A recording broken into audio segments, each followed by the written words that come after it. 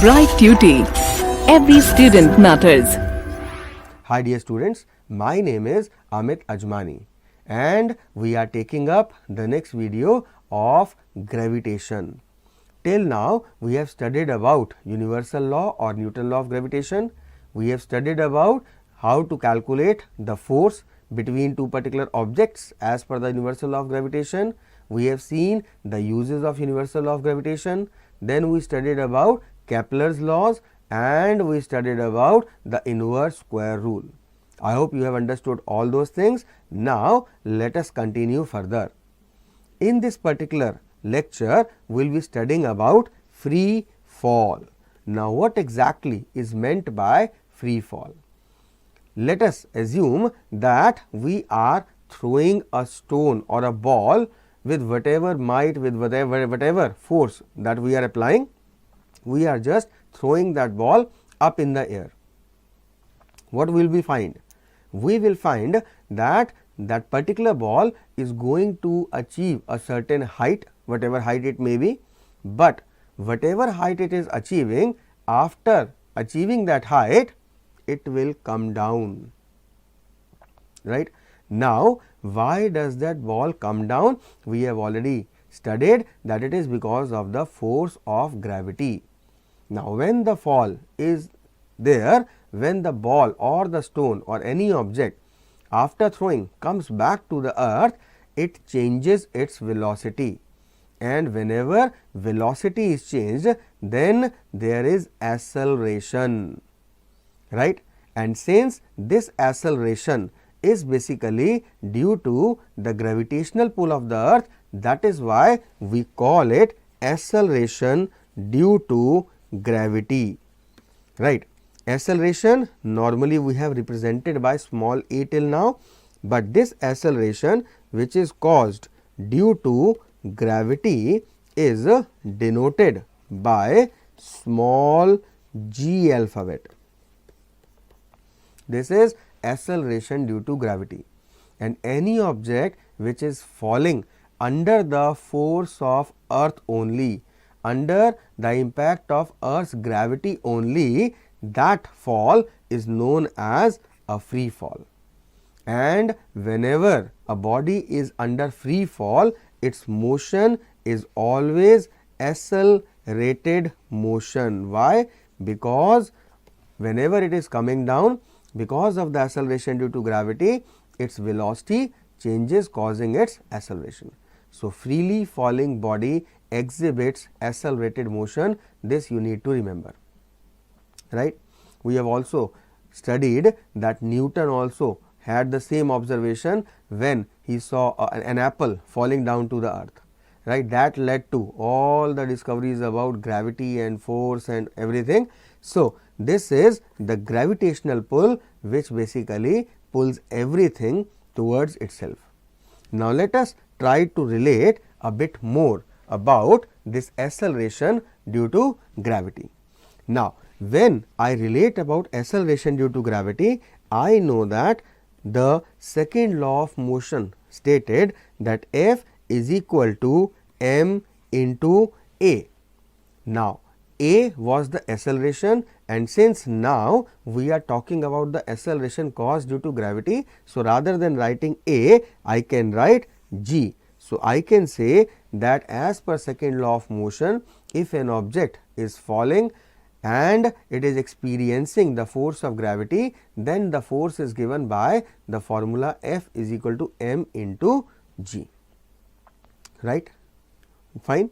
Now, second thing, I also know that as per universal law, let it be question number 1, I also know that as per universal law of gravitation, the force of gravity between any two objects or the force of attraction between any two objects is given by g m1 m2 upon r square or d square, right? The distance is denoted by d, the mass is denoted by m1 and m2, and g is the acceleration the gravitational constant. G is the gravitational constant, right? So, this we already know. Now, if I take the first object to be earth. Let us denote the mass of the earth to be capital M, and the object which is falling under the acceleration due to gravity or the force of gravity, let the mass of that object be denoted as small m. So, I can relate that F will become equal to capital G, capital M, small m upon d square. Now, because we are talking about earth, so in that case we can relate d to be the radius of the earth, as we have done in previous questions in the previous lecture if you have seen. So, it may also be written as, in some books it is written as G capital M small m upon r square, where r is the radius of the earth being specific. All right, fine, both are correct. When in terms of generalized way we will write this, and in terms of earth when we are talking about, we can write like this also. This is also equivalent to force, right. Now, the force is equal to G into capital M into small m upon d square. The force as per equation number 1 was also equal to m into G. So, I can replace the value of force like this, then the force will become m into G is equal to capital G capital M small m upon d square. Now, when I am talking about the mass of the object, then the object is taken to be same, therefore, I can just cancel out these two m, and what I am left with is small g is equal to capital G into capital M upon d square.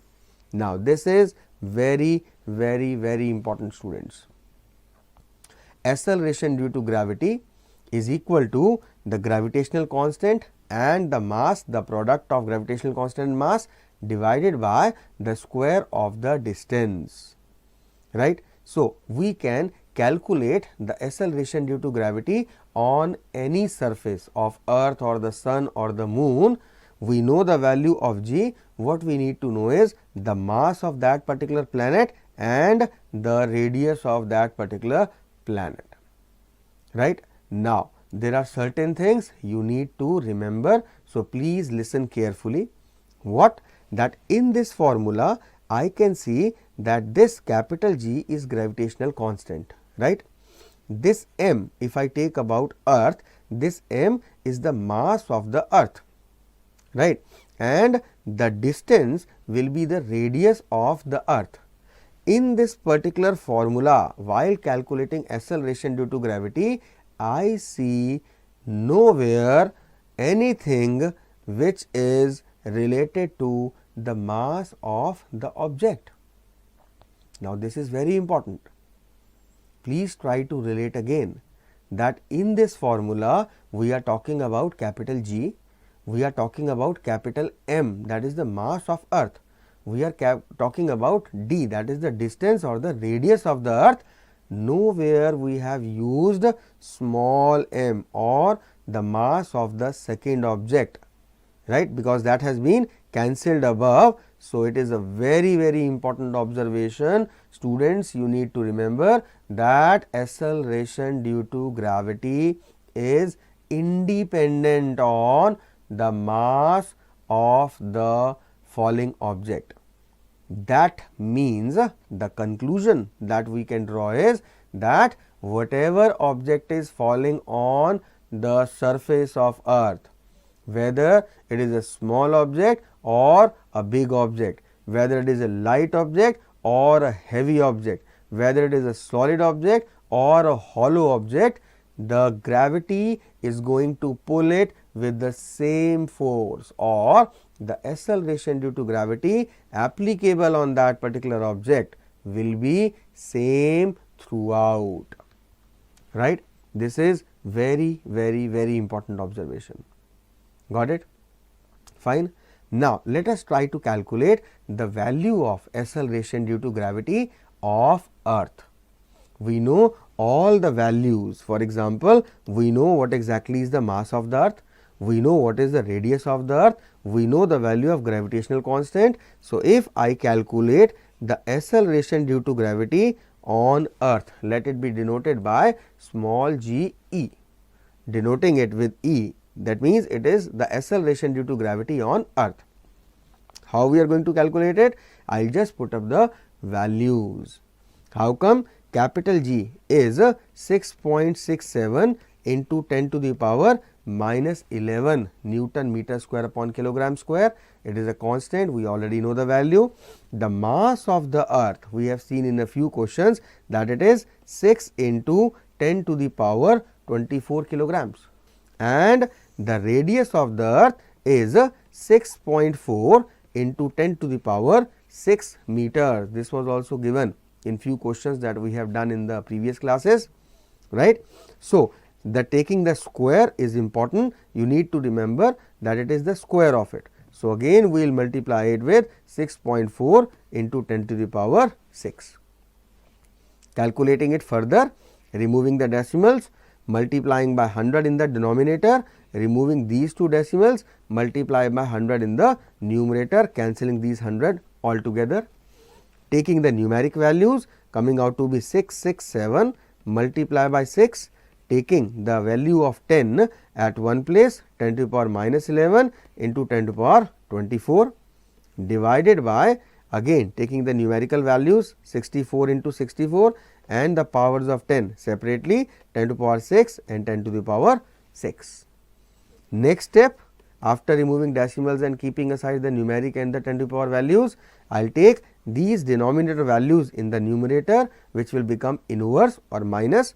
Now, the value comes out to be 667 into 6 upon 64 into 64 multiply by 10 to the power minus 11 multiply by 10 to the power 24 as it is. Bringing the denominator up, we will get 10 to the power minus 6 and 10 to the power minus 6.